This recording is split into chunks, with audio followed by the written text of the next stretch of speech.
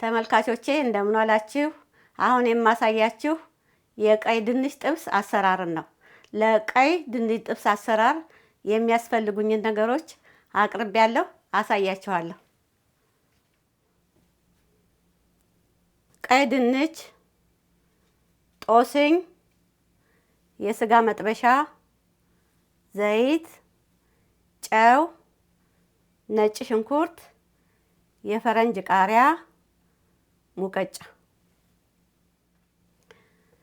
ይሄ ድንች አገራችንም አለ።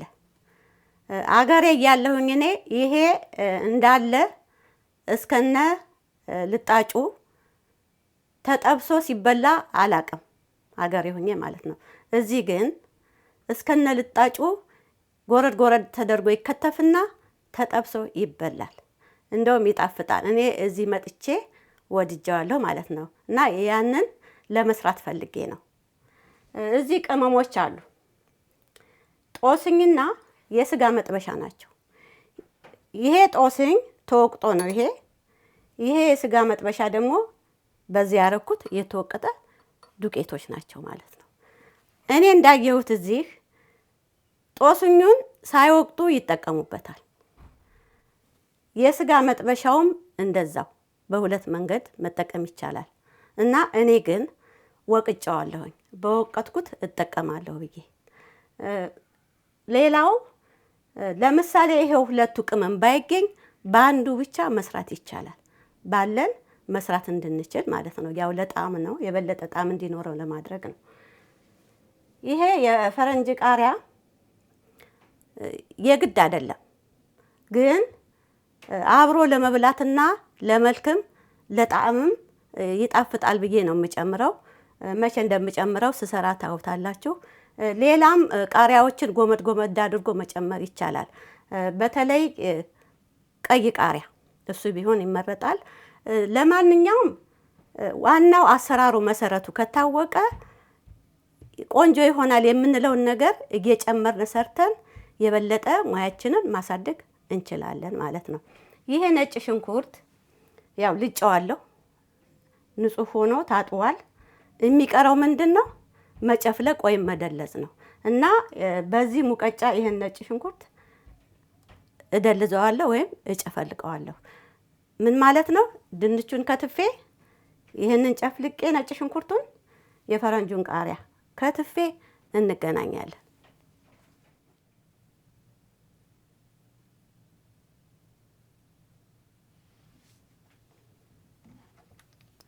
አሁን ድንቹን እከትፈዋለሁ። ድንቹ ላይ ላይናችሁ ደስ የማይል ነገርና አስፈላጊ ያልሆነ ካለ መጀመሪያ እንደዚህ በቢላው እንዳመችነቱ ጫፍና ሌላም እንደዚህ ለምሳሌ እንደዚህ አይነቱን ታነሱና ትከትፋላችሁ ማለት ነው። አከታተፎ ያው እንደ ድንቹ ትልቅነትና ትንሽነት ነው። ያ ማለት ምንድነው? ትንሹን 2 ቦታ፣ ትልልቁ ከሆነ ደግሞ 4 ቦታ ከዛም በላይ እያደረግን እንከትፋለን። ይሄ አሁን እንዲህ ከሚሆን 4 ቦታ ባረገው ላበላልም ይመቻል። እንደዚህ ማለት ነው።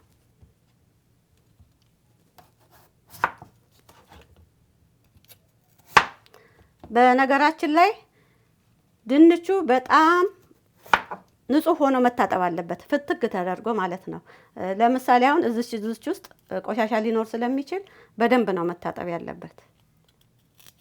ስለዚህ እኔ እንደዚህ አድርጌ ከትፋለሁ። ስጨርስ እንገናኛለን። ድንቹን ከትፌ ጨርሻለሁ። ወደሚቀጥለው ስራ እሄዳለሁ። ምንድነው የማደርገው? እዚህ መጋገሪያው ትሪ ላይ የምፈልጋቸውን ቅመማ ቅመሞች እጨምራለሁ። ከዛ በኋላ ድንቹን እለውሳለሁ አንድ ላይ።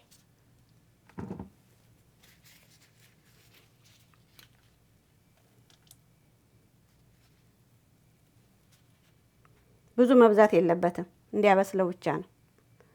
ይሄ ይበቃዋል። አየዋለሁ ደግሞ ካነሰኝ።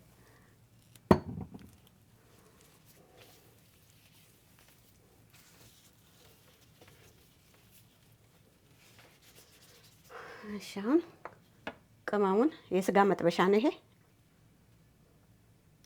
እርጥቡንም መጠቀም ይቻላል ብያለሁ።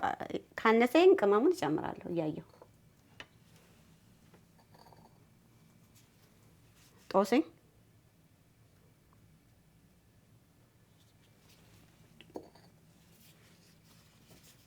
ነጭ ሽንኩርት፣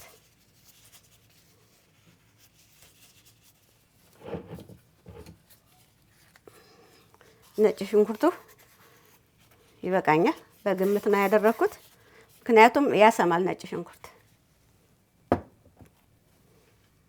ጨው፣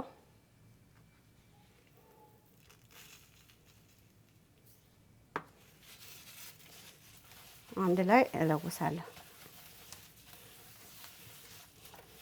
አሁን ይሄ ቅመምና ዘይት ለከተፍኩት ድንች ይበቃኛል ወይ ነው። ዘይት ያንሰኛል፣ ምክንያቱም ድንቹን አይለውስልኝም። እጨምራለሁ። በአንድ ጊዜ መጨመሩ ያላስፈላጊ ቅባት ሊሆንብኝ ይችላል። ስለዚህ ነው ቀስቀስ እያልኩ የምጨምረው።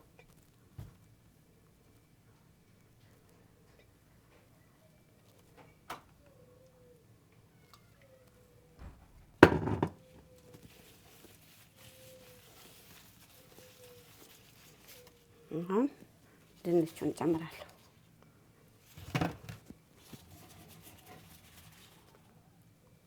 ሁሉንም እጨምርና እንገናኛለን።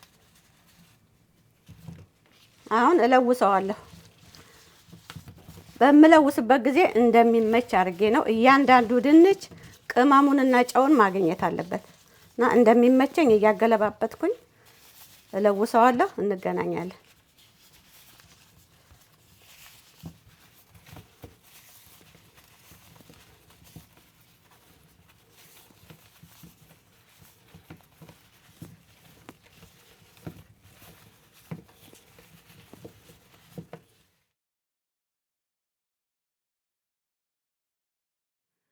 ድንቹ ተዘጋጅቷል። በደንብ ነው ያዳረስኩት።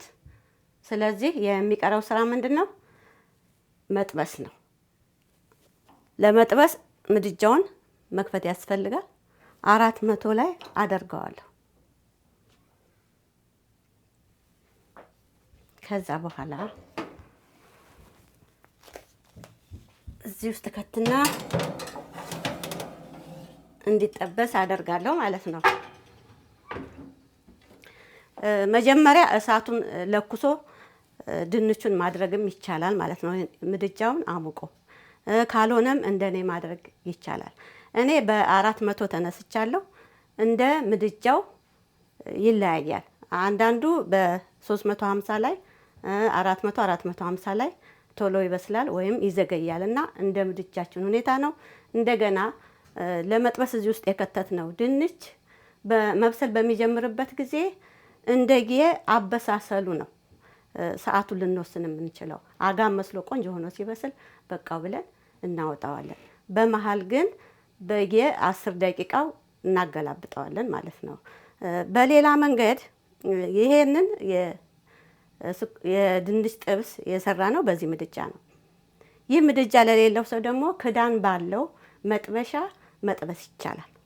ወፍራም ቢሆን ይመረጣል መጥበሻ እና ይሄ ነው እንግዲህ 5 ወይም 10 ደቂቃ ሁኔታውን አይቼ መገልበጥ ባለበት ሰዓት መገልበጥ አለበት። ቶሎ ቶሎ ካልተገለበጠ ሊጣበቅ ይችላል ወይም እኩል ላይ በስልልን ይችላል እና በዛን ሰዓት እንገናኛለን። ጠብቁኝ። 15 ደቂቃ ሞልቶታል። ከ5 ደቂቃ በኋላ ድምጽ ሲያሰማ እየከፈትኩ እያየሁ ነው። ምክንያቱም ቅመሞቹ እንዳሩ ቀድመው ማለት ነው። ድንችና ቅመሙ መጠናቸው ስለሚለያይ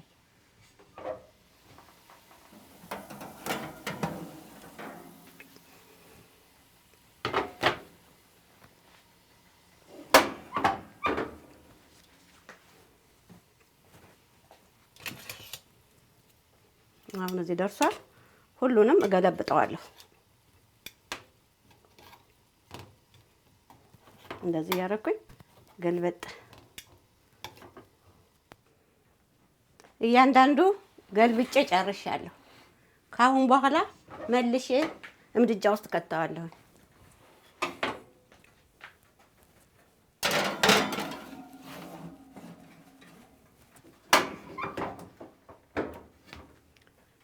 ካሁን በኋላ እስከሚበስል ድረስ አጋም እስከሚመስል ድረስ እየገለባበጥኩኝ አበስልና ስጨርስ እንገናኛለን። አሁን እየበሰለ ስለሆነ ቃሪያችንን እንጨምራለን።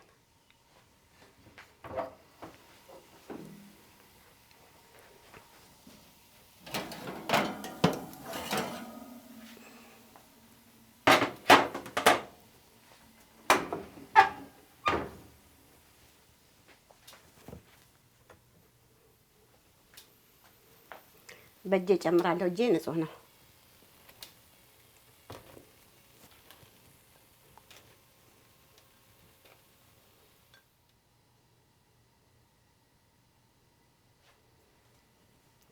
አሁንም ገልብጫዋለሁ።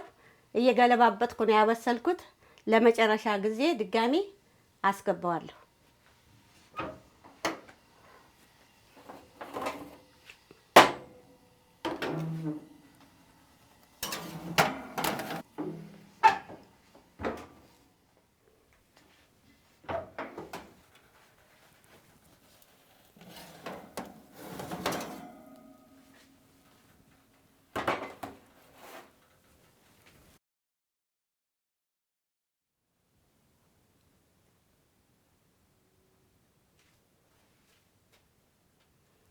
ስራዬን ጨርሻለሁ።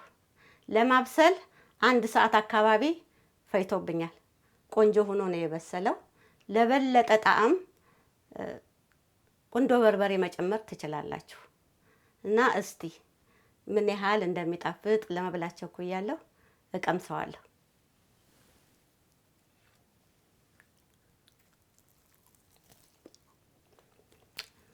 ቆንጆ ሆኖ ነው የበሰለው። ኑ እንብላ ተመልካቾች። እንግዲህ ምን ይደረግ አይወረወር ነገር እና እንግዲህ የዛሬውን ድንች ጥብስ ሰርቼ ጨርሻለሁ። በሌላ ቪዲዮ እስከምንገናኝ ደህና ሁኑልኝ። ደህና ቆዩኝ።